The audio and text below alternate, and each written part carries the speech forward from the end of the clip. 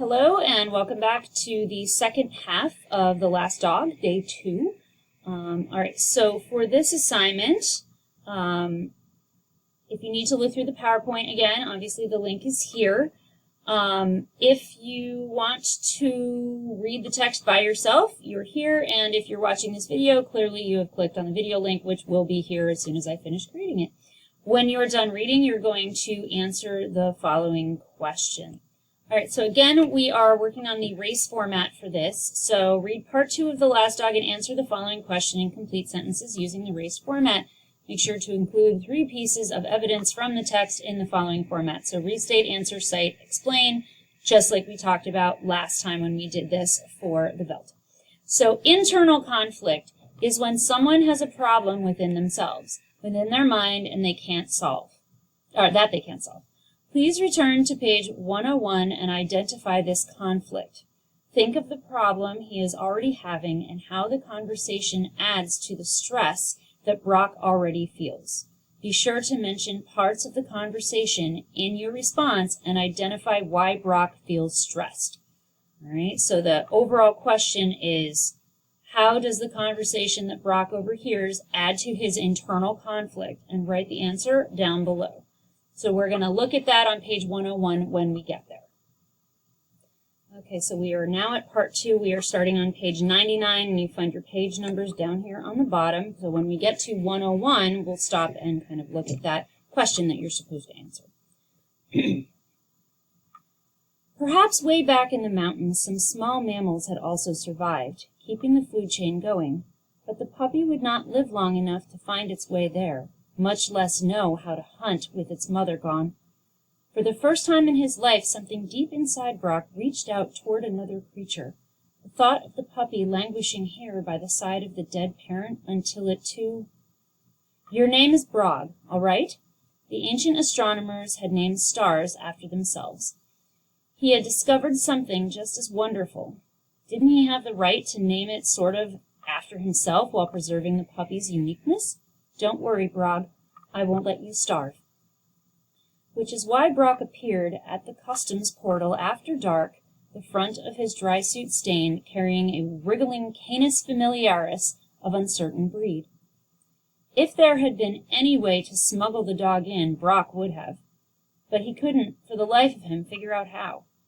As it was, every alarm in the area went off when he stepped into the transitional cubicle. The disembodied voice of the monitor queried him, "Welcome back, Brock 0956700038. You're late." "Affirmative." "And you're carrying contraband." "I pulled a leaf."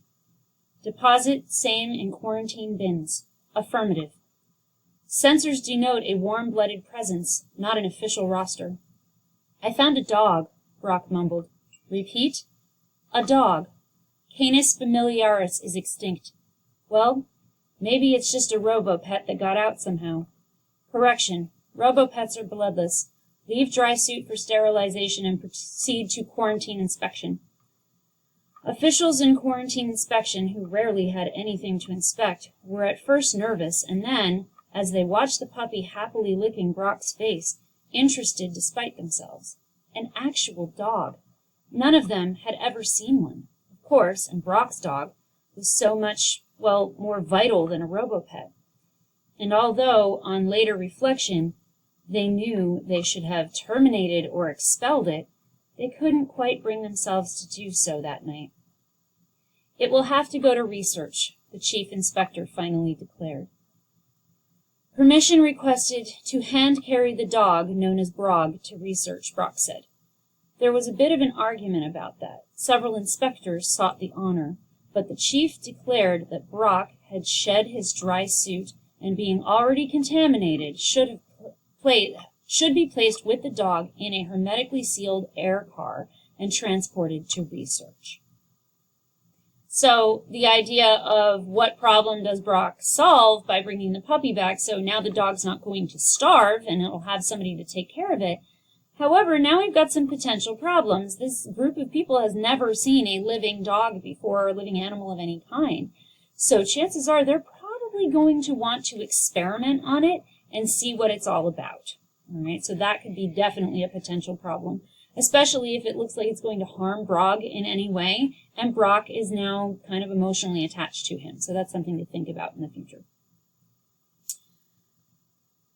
The scientists in research were predictably amazed to see a live Canis familiaris.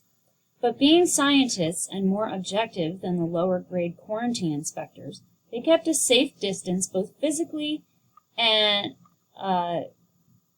psychically from the creature. Only the oldest scientist, dressed in proper protective clothing, came into the laboratory with Brock and the dog. He scanned and poked and prodded the poor little fellow until it began to whimper and protest. So what questions do you have about the scientist's reaction to Brock and Brog? All right, they're obviously very wary about keeping him in quarantine, kind of like we are now during COVID-19. People are very wary about this. And they want to poke and prod him and test him in every way known to man so they can find out more about this dog. Okay. Brog needs to rest, said Brock, interrupting the scientist in the midst of the inspection. She's, for by this time gender had been indisputably established, had a hard day. And if there's some actual food available, she's not used to pellets. Of course, said one of the researchers through the speaker in the observation booth. How thoughtless. Send someone out for the Mick-like burger without sauce. She may regard it as meat. Anyhow, it will seem more like food to her than a pellet. Affirmative, Brock. The scientists, Brock soon realized, were looking to him for advice. He was, after all, the discoverer of the last dog. It gave him sudden scientific status. Brock had sense enough to take advantage of this. After Brog had swallowed the Mick-like burger in 3 quick gulps, Brock insisted that he be allowed to stay with Brog, so that he might interact with her. She's not like us, he explained. She's used to tumbling about and curling up with other warm bodies. In the old myths, he added, puppies separated from their litters cried all night long. She will need constant interaction with another warm-blooded creature, or she might well die off. He loved using his new vocabulary, loneliness. The scientists agreed. After all, research was rather like quarantine, and since Brock had touched the dog ungloved and unprotected, he might well have picked up some germ from her. It was better to keep them both isolated in the research lab where proper precautions would be taken. For nearly a week, Brock lived with Brog in the research center, eating Mick-like burgers, playing fetch, teaching Brog to sit, heel, come, all the commands he could cull from the ancient texts. The dog quickly learned to obey Brock's commands, but it wasn't the automatic response of a robo-pet. Brog delighted in obedience. She wanted to please Brock, and those few times when she was busy nosing around the lab and failed to obey instantly, those times when Brock's voice took a sharp tone of reproof, the poor little thing put her tail between her legs, looked up at him with sorrowful eyes, begging to be forgiven. Brock was tempted to speak sharply to her even when there was no need, for the sight of her drooping ears and tail, her mournful eyes, was so dear to him that he did what Travis Coates had to Old Yeller.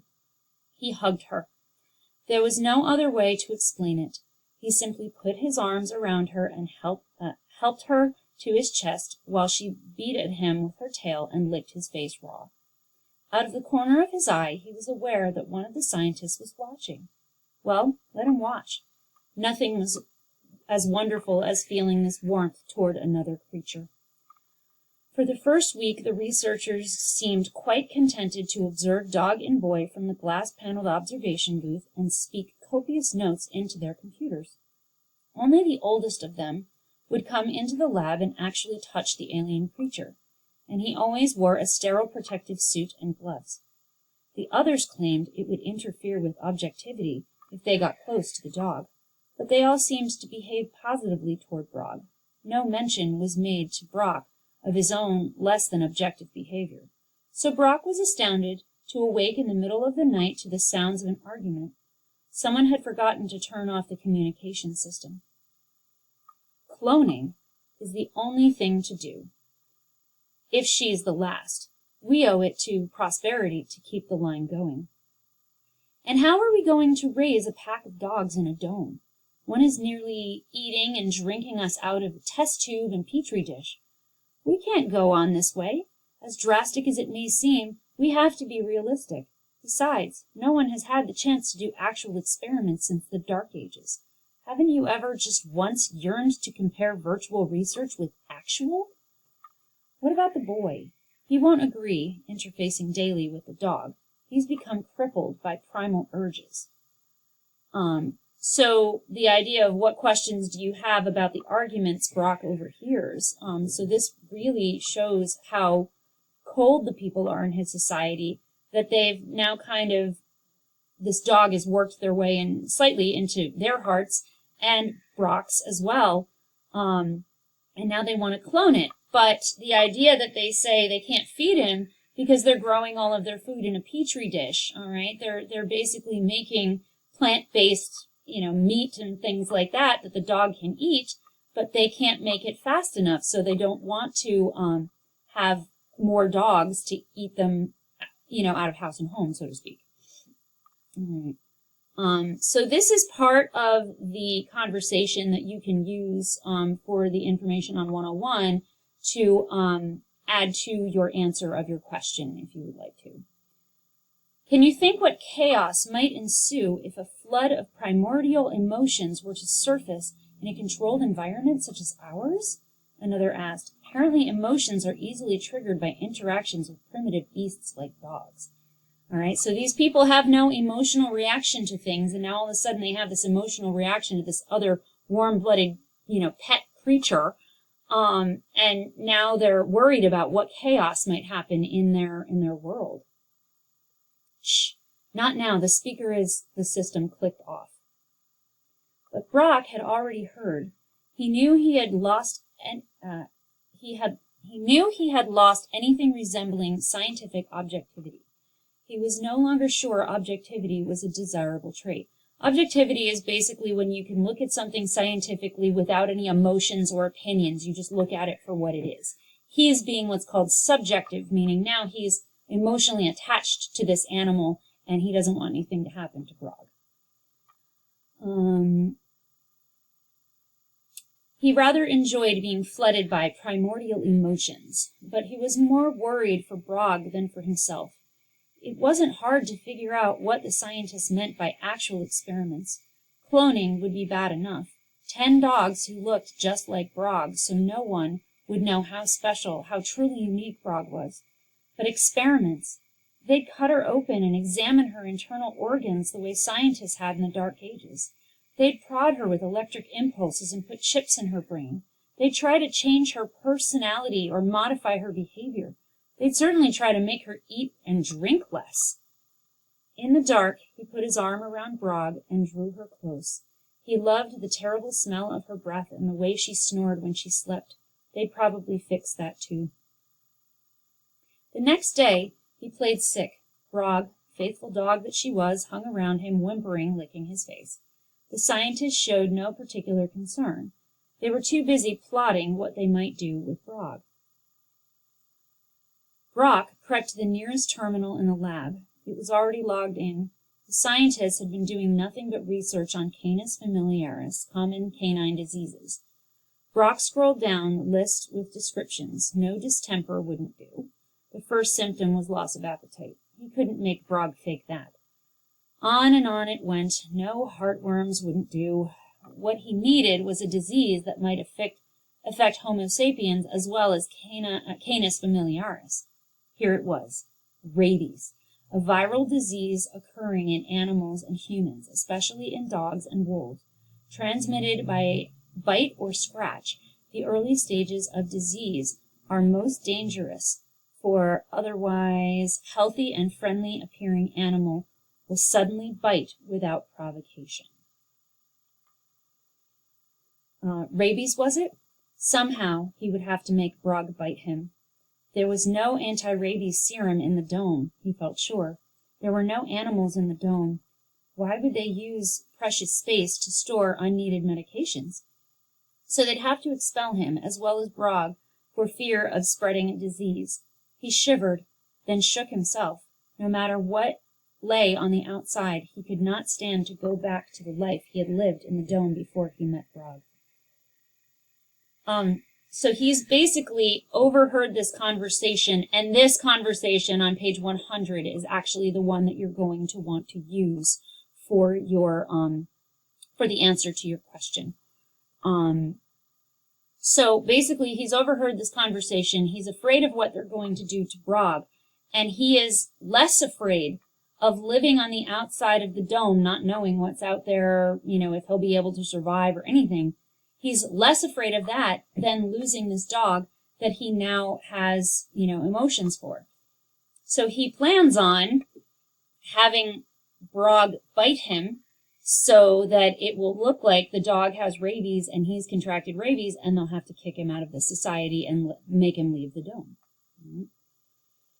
He crept back to bed, pulling the covers over Brog.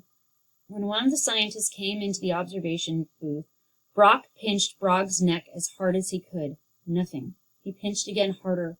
Brock just snuggled closer, slobbering on him. Disgusted, Brock got out of bed. Brog hopped down as well, rubbing against his leg. Pinching obviously was not going to do it. While the scientist on duty in the booth was bending over the computer terminal, Brock brought his foot down on Brog's paw. A tiny yip was all he got from that cruel effort, not enough sound even to make the man look up. Feeling better, Brock 0956700038, the oldest researcher, had come into the lab. Affirmative, Brock answered. And how are you, puppy wuppy? The old man tickled Brog under the chin with his gloved hand. If I were a dog, I'd bite someone like that, thought Brock. But Brog, of course, simply licked the researcher's glove and wagged her tail. That was when he got his idea. He waited to execute it until the proper moment. For the first time, all the scientists gathered in the lab, all of them in protective garb, some of them twitching nervously in their chairs. They were sitting in a circle around Brock and Brog, explaining what must be done. It has to be done for the sake of science, they began. Then they went on to, for the sake of the dome community, which is always, as you well know, short on food and particularly short on water. Brock listened to their arguments, nodding solemnly, pretending to agree. It won't be as if she'll really be gone, We've made virtuals of her. A special series just for you to keep. You can virtually play with her whenever you like. That was the cue. Brock turned and bit Brog on the tail so hard that the blood started. Brog, surprised and enraged, spun around and bit Brock in the nose. There was a shocked silence. Every scientist leaned backward, body pressed hard against his or her chair back. Every eye was on the two of them. I don't know what got into me, Brock said. I've been feeling very weird, the scientist continued to stare. I was checking the historical records. All the scientists fled the room. Someone ran to the computer terminal. When Brock offered to take Brog out of the dome and let her loose in the mountains, no one argued. Neither did they say, hurry back, or even, take care. No one came close as he loaded his pouch with water and food pellets. The customs gate monitor asked no questions. Out of sight of the dome, Brog was delirious with joy, jumping and running about in circles around Brock's boots.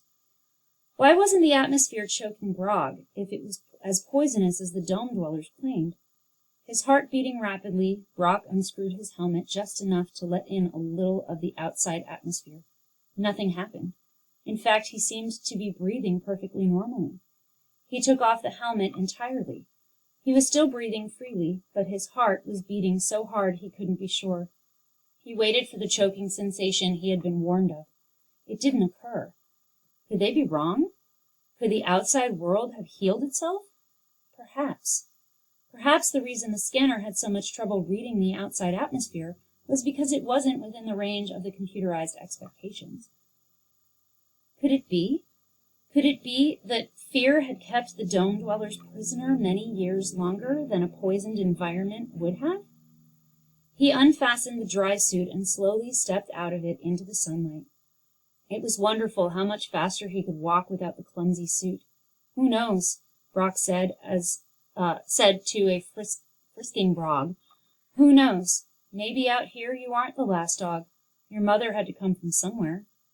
Brog barked happily in reply. And maybe, just maybe, when there are dogs, there are humans as well. They stopped at the brook where they'd met, and both of them had a long drink.